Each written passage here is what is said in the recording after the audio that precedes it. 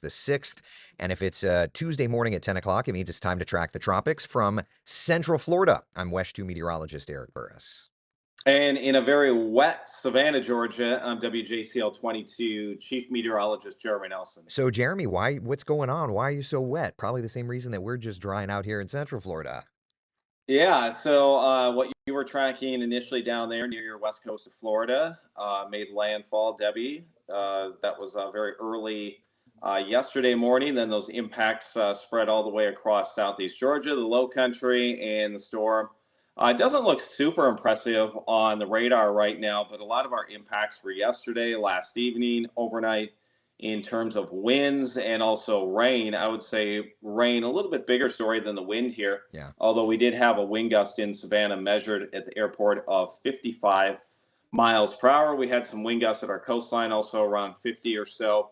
And the rainfall totals, the spread, some locations not as much, maybe 5, 6 inches so far. And then we did have some totals that were up around a foot or more, and will continue to add to that at least a little bit. I think the bulk, though, the sort of organized widespread rains, thunderstorm threat is done for our Yeah. area, but we will still see kind of that back edge of definitely could be some heavier rains move through part of the area. Another piece of good news, I think the tornado threat for our area is done. We were doing so many tornado warning Right. the coverage last night between about, I think it was around 7 p.m. And that really didn't wrap up till 1 a.m. Yeah, yeah. So things are little by little moving out of your area. Our area is looking much, much better as well. These are a look at the wind gusts right now across your region. Still inland, gusting in that 20 to 30 mile per hour range. And interestingly enough, and I'll come back to your area in just a moment, but look at even the gusts on the backside here in Central Florida, still gusting 20 to 25 miles per hour across our region. There's some buoys offshore reporting 35 to 45 mile per hour gusts. But just north of your area, Jeremy, look at how some of these heavier feeder bands are moving through, and those gusts are running, upwards of 30, 40, even 50 miles per hour. So still an impactful storm where those heavier feeder bands are still moving through. And that's where we saw our highest wind gusts yesterday, is when some of those feeder bands, they have the thunderstorms contained within them. Definitely some squally weather where you have those move in, the winds really ramp up, you get a torrential downpour for maybe 15, 30, 45 minutes, and then a little bit of a lull or a break. But yeah, you can pick up, I think in Savannah, we had about an inch and a half, 1 hour of rain. Our total so far, as I was adding it up, at least for the city, the official total was 8.67 inches. And again, maybe a half inch to 3 inches of rain still possible for parts of our area. The tropical storm warning is still in place. The winds, probably not going to really see too much more in terms of tropical storm force winds here. Maybe on that backside, winds turn a little more north-northwest on Wednesday, and it could be kind of sometimes what I term an annoying wind, where Oh, it's yeah. like maybe gusts 25, 30, 35 miles Hmm. per hour, Yeah. something like that. All it does is drop a bunch of twigs, Spanish moss in Savannah, if you've ever been here. Hmm. So your yard's just covered in that. Mine is kind of a mess right now. I got home last night just before 2 a.m. from work, and I was like, oh, hopefully one of these days coming up here, I'll have some time. But still busy, still Yeah. tracking this. The absolute worst of the impacts, I think, are behind us. Yep. Still ahead of us, though, we do have a lot of standing water in our area. So you throw maybe the back edge bands that could produce a fast 1 inch or more of rain. So just kind of expand some of those puddles. But you're looking at forecast rainfall now moving forward. And notice how those back edges are sometimes a bit of a wild card because it's a real narrow band, Right. and not everyone will get caught in that. So that's kind of what we have in the Savannah area, where north of Charleston and then up through North Carolina, they still have the bulk of the system to go. Right. And I mean, there are some areas there you can see the deep reds and even the purple. Some areas could see an additional foot to foot and a half of rain up that direction. So traveling north from the low country into North Carolina, there's a considerable rain event still to come as the storm system continues to move through, and because of that, there is expected flooding, and that continues for your area. I mean, definitely watching that backside, as you mentioned, Jeremy, but for today, for tomorrow, that flooding threat kind of shifts to the north. So looking at the next several days' time, the flooding threat is absolutely there for much of the deep south, including coastal Georgia and even the low country of South Carolina. Yeah, I think our flood threat today now, with maybe that back edge trying to come back around, or some rain spinning back down into parts of our area on Wednesday, would be a little more confined and narrow. The good thing is we lose really that severe thunderstorm threat within this. The spin up tornado threat is gone. The low, if you have that sat rad back up, maybe with the winds or anything that you have available, Yep. the actual low now is sitting just to the south of Savannah. So some of our winds here, think of it as almost like the eye of the storm. Our wind field here is relaxed a little bit, and then on the backside where that next rain band is, it does Yeah. start to pick up, and Yeah. then it could doesn't look like it's going to strengthen much offshore, but it may add 5 or 10 miles per hour somewhere off the southeast coastline before it moves back in, Right. potentially to South Carolina.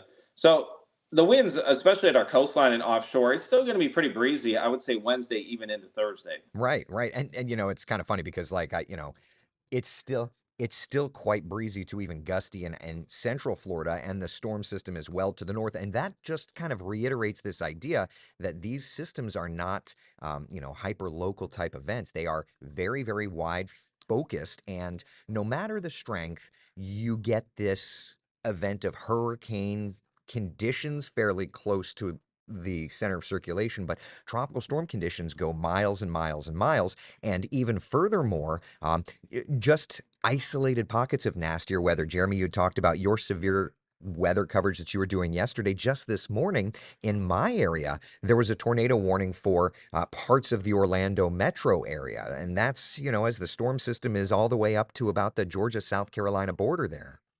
Yeah. And last night you mentioned tornado coverage. So we had two tornado warnings in the Savannah area that Savannah was included in those warnings early last evening. And we did get a video of a funnel cloud. So this definitely was very close to being a tornado here in the Savannah area. And then that focus last night, once we got past sunset, shifted a bit to the north. Hilton Head Island was in a tornado warning. Beaufort was in a tornado warning. And then maybe about 10 or 15 miles outside of our viewing area, there was a confirmed tornado that did quite a bit of damage. That was in the the TV market for Charleston. Right. So that was just outside of our area. But they did have some confirmed tornadoes up there. I'm debating a little bit if anyone would have damage in parts of coastal Beaufort County. Between 12:30 a.m. and 1 a.m.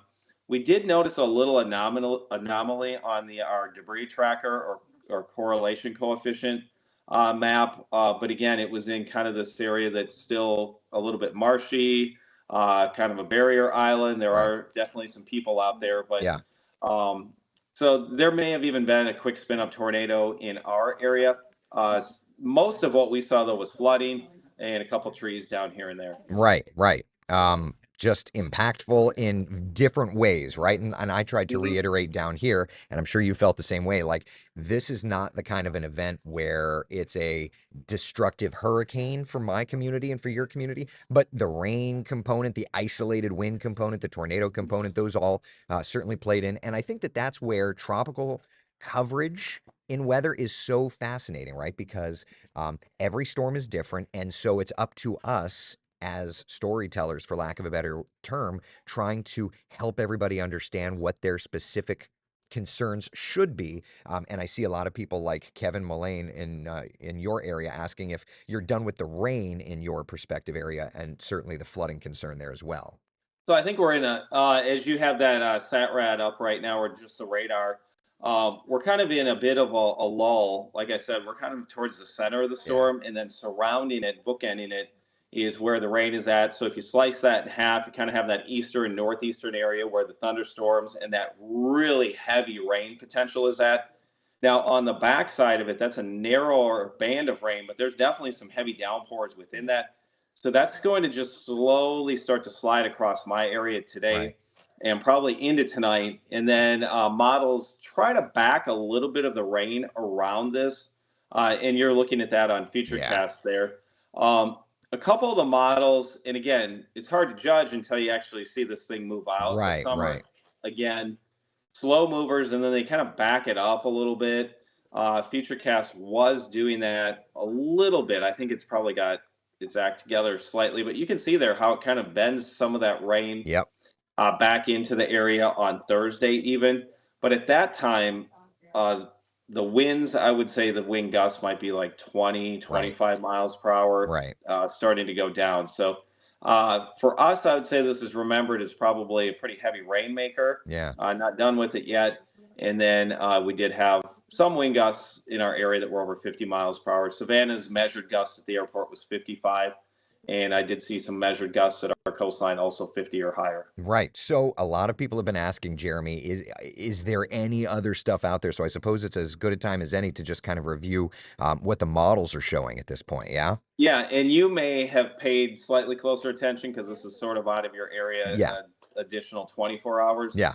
I didn't even make the map for that percent chance thing. So I Well, think it's maybe at what, 10, 20, 30. yeah, it's 10%. Yeah, so I'll dial all of that up. But let's just take a look at the models for now, and then yeah, Jeremy, I'll dial that up. So there, Okay. obviously, there's Debbie doing its thing, lifting to the north, meandering perhaps a little bit, and then exiting. And then notice the American model, at least across our area, and I'll widen it out to the basin view. But notice that across the Atlantic basin, it's pretty quiet, which is good news. A little piece of energy there, kind of well offshore. What I think is particularly interesting is it kind of does this like sloppy weather pattern around the 16th, 17th, and the 18th across the deep south. And while that's interesting on the GFS, it actually gets even more interesting, Jeremy, when you go and look at what the European is showing. Because notice the sloppy weather. You see that green color there over the deep south, right? Mm-hmm. Okay. All right. So the GFS isn't showing anything organized. And I'm just going to continue through time real fast. There is something that may be approaching the Windward Islands. Let me restart this and switch over to the European model. All right. So European kind of has Debbie meandering but moving. Okay. That's as far out as the 6Z goes. Let's roll through time to the 0Z model run. Okay. And watch how you've got something developing, a broad area of low pressure out near the Windward Islands, moves into What's the the coast. time frame there? So that's going to be the 13th of August, kind of works across the Dominican Republic and Haiti around the 14th of August, and then kind of gets around around for the 16th of August. Now, I bring this up only to say that the GFS operational doesn't show something the European operational does, and the story gets even more interesting when you look at the ensembles. Okay. All right, so let me dial the ensembles up. GFS, remember the GFS operational had nothing in that vicinity. So let me pop up. This is the multi-member view, okay? Give me a second to turn the map view around. Okay, watch this. So through time, 7th, 8th, 9th. So this is this Friday. Debbie finally starting to exit. But watch how you start to see some of these little circles showing up around the 16th, the 17th. That's the 18th of August.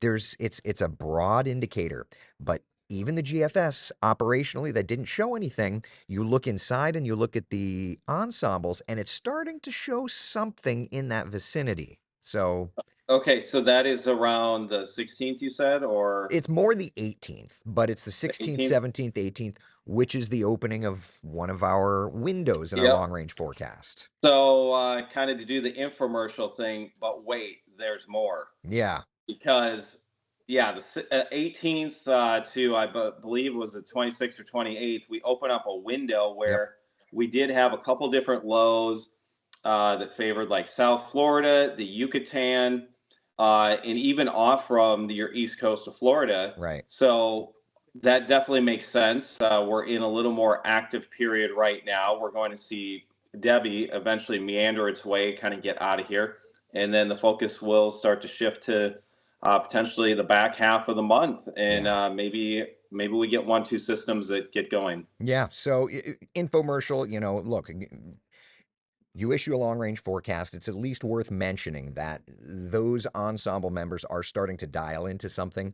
Whether or not these hotspots will be in play is relative, but it's opening a window, which August the 18th through the 26th is there. So I just wanted to mention it, Jeremy. Yeah. Infomercial or not, but I feel like it's at least worth No, I'm mentioning. saying that, but I'm like, because you were saying, hey, look at this model, look You're at like, this where is he going with one, and I this? was like, but wait, there's more Yeah, because we talked about this on March the 1st. And if you look at that July 3rd to 10th, we've always talked about the Yucatan. right, We talk about the Gulf of Mexico. Well, you know what? Barrow moved right over the Yucatan in our right, time window, right. and it was just not too far away from Louisiana, which was part of that hotspot that we had there. Yeah, And so I think we managed that well. It was within that time frame. It didn't quite make that turn. yeah, If it would have had another 12, 18 hours, it may have, but nothing wrong, I don't think, with that forecast. And then right.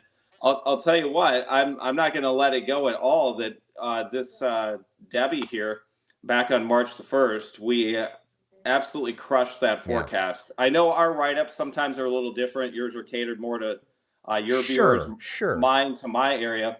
But this part of the pattern that is coming through that produced Debbie, uh, I went extensively into it about the past cycles, what it did for my area, Yeah, and it had tropical storm force winds. It closed the Tybee Pier, and I didn't go out to Tybee this time, but one of our weather spotters out there yeah, sent me a photo. They closed the pier down. They had 50-mile-an-hour wind gusts. They had all kinds of rain out there, and it fit our time window exactly right. from March the 1st. Yeah, So uh, if people, I know a lot of people that follow us on Tracking the Tropics love our long range forecast. yeah. Some hear about it, don't really look at it or follow it. That's fine. But I encourage everyone, you know what? We put a lot of time and energy in this, and I think the results are for what we're doing that long range. Yeah. They're absolutely amazing. And we're not going to ever sit here and say that our 7-day At forecasts or City, our we 10-day design each forecasts piece knowing it's at the heart are of life's perfect. greatest moments. Oh, hold on a second. That's With styles random. Sorry. We're not going to ever accuse our long range forecasts of being absolutely perfect, but I'd say that we're doing some really amazing forecasting months and months ahead of time. It's never going to be perfect, but we did this fit the pattern perfectly, Right. and we'll be watching these few. The one this will recycle again toward the end of September. That one's going to be very, very interesting to see how that plays out. Yeah. Do you happen to have our sort of October 30th, 31st Yeah, yeah, map there? And we can show people. Okay, so the last time through June 20th to 26th, low pressure was right near the southeast coast. yeah, The National Hurricane Center did tag that as an area of interest. yep, It got very close to being a tropical depression. I think it had a very pronounced spin. right, Uh, that was around the 20th to 21st. That brought my area some rain. That was the first cycle, sort of within hurricane season. right. And then this one here made landfall, Big Bend area, which is in red there. Yep. And then it's moving on from my coastline off southeast Georgia sometime today, Yep. probably tonight, and then meandering out there. And then some models do bring it with another landfall north of Charleston, somewhere between Charleston and Myrtle Beach. We'll see if that happens. But again, that's in that second red area that we have highlighted there. Right. So this was probably the part of the pattern that we have identified that was most impactful in previous cycles Yeah. to my area.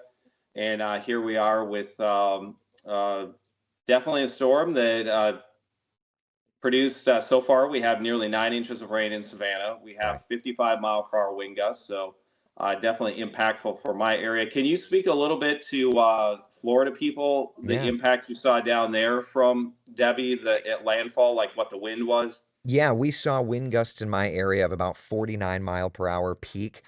Some areas saw 10 plus inches of rain in my coverage area, and just outside of my coverage area, we saw over a foot of rain on the west coast, closer to the center of circulation. And to that point, there's still actually power outages around Central Florida, certainly the Big Bend, but there are still power outages in my area. And as a matter of fact, if you look at the Big Bend, give me 2 seconds and I'll dial that up here. But I think that it's pretty interesting. 2 seconds. Type that in. Type that in. All right. So here's some of the power outage percentages across the Big Bend. And obviously, they got hit pretty heavily, but there are some counties, with 60, 70, 80, 90% of their communities without power. So there are a lot of impacted people from Debbie, particularly up in the Big Bend Panhandle area. Okay, yeah, we had power outages numbers started increasing last night in my area as well. I think those are starting to come down a little bit today. I think we'll get a big boost that we don't have the winds over 40 miles per hour Right. today. So that is definitely helping. So I think things will improve around here, and then we'll just wait for that back edge. So I did get a question, and I know Yeah. you've gotten this Yeah. question. Models are still like the GFS. To some degree, the IBM graph model was doing this as well, where they take it out and then sort of back it in or loop it a little bit. Yeah. So far, models with this storm at some point have always kind of been doing these weird things. Right. And so far, we haven't really seen it happen. Right. So maybe this is just going to slow or just creep its way off the coast and then sort of get picked up and eventually move to the north. Yeah. But Joseph was asking about the GFS model and if that's possible, but that kind of backs it all the way into central Georgia. Well, and like I've got the cone up on the bottom right corner there. And, if there's one thing that you see with the cone, the Hurricane Center really slows it down and does a little bit of a wobble, but it does eventually accelerate and move. So maybe the models are just kind of showing it meandering a little bit. But the overall idea is the next 2 days, I think the models have it moving 150, 250 miles. Like it's really just not moving very much these next few days. And then it starts to accelerate out. So yeah, whether it moves and loops around a little bit or just meanders slowly, there's just water piling up, particularly now just north of your area. Yep, into South Carolina, North Carolina. Anyone that was trying to drive on I-95 north through the Carolinas today, Man. that would be a long, exhausting drive. Yeah. Uh, Down in your area now, things are looking a lot better, and then hopefully this is as close to the eye of a hurricane as I ever get. I mean, I was going to say, just saying that the low pressure is moving over our area. right. Um, and our wind field is letting up a little bit now. And then on that backside of the rain, the wind gusts pick up a bit, and also some stronger winds offshore. But I was, not a lot of rain right now. It's just been kind of light rain and drizzly yeah. in Savannah this morning. And I was going to say, like, we had some this is our live radar on the rooftop of Wesh, and our live radar right now is quiet. We did have some of that rain earlier, and there's some showers up around Jacksonville. But yeah, up in your area, you've got some of those showers, but thankfully things are little by little backing off as Debbie continues to weaken and lift away. So there you go. Do you have, by chance, any estimated rainfall Yeah. graphics that you would have maybe for whether it's Florida or my area? And we can show people kind of just, So this um, is, I mean, Doppler radar work for you? yeah, that's fine. And even just the colors there, whether it's 12 or 24 hours, our rain really started sometime a little bit later on Sunday. So it's been Right. Sunday, Monday, and now into Tuesday. But this gives you a good idea. It was I-16, which goes, you see that Statesboro towards Savannah, and then up to the north. There was where you just clicked on Rincon there, around 11 inches, just to the north of there. Springfield, the radar was estimating maybe like 12, Yeah. getting close to 13 inches of Yep. rain. Yep. And then the heavier totals there, Beaufort and Points North. So that's the radar estimates. Again, we have a lot of people that have been sending us rainfall totals. The Georgia University of Georgia Extension has a great radar network Yeah. across the state, and they have very reliable rain gauges that we can look up online. So we saw some inland areas, kind of where you have Claxton there, just to the south. The Hmm. color gets a little bit brighter. There's an Yeah. area of Glenville down there that was a little bit closer to about 8 to maybe 8.5 inches. Yeah. That's showing 9.7. So yeah, There may have been a spot that just didn't have a station there or something to that yeah. effect. Yeah. Well, So and to that our point, notice also there's a couple of spots in here north of Beaufort that are showing like 14 or so, 15 or so inches of rain. So there may have been some tiny spots with even mhm. higher numbers. Yeah, I think up by Charleston, that area, so prone to flooding, even a little bit more than Savannah, and that area, that's where the heaviest rain looks like it's going to be lining up, and we'll add a little bit on to our rain totals Yeah. here, but it should, I like to say, it should now be manageable moving forward. So if we Right. could just get some of the standing water, any very flood-prone areas that do have water standing dried up, and then we'll have to kind of reassess some of our river levels and see what that flooding looks like. Sounds good. Sounds good. Well, that's all I've got. The good news is this Yeah, is weakening, and so we can return back to lives as normal until our next storm that we get to track. and then until you and I jump on a call here at about 11:15, right? I'm Girl, I'm done. I'm not getting on that call. The storm has passed me by. I'm going to go build some new Okay. graphics for us. Does it Well, sound hopefully, good? hopefully Tony hops on. He's usually the graphics guy here the last couple of days. No, It's all you. I Stop. don't have any graphics to show him. So He's talking about a corporate conference call all of our stations do when there's tropical stuff. It's all you. You take it. You, Laney, Chris, all y'all up there can take it. Florida's okay. off. We're done. Well, I mean, hopefully, maybe I can just pass the baton on to someone up into North Carolina. They can kind of talk about their impacts, Yeah. which are much higher than mine now. So, Yeah. good news here. I guess next week at this time, we'll be talking about potentially the back half of August and what things may look like with that next window that opens up in our forecast. Sounds good to me. All right, buddy. Hey, listen, thank you all for joining us for Tracking the Tropics. We do this every Tuesday, and we add versions of this as is needed for threats and otherwise. But for now, just from a breezy and partly cloudy Central Florida, I'm West 2 meteorologist Eric Burris. And from a very saturated Savannah, I'm WJCL 22 Chief Meteorologist Jeremy Nelson. Thank you very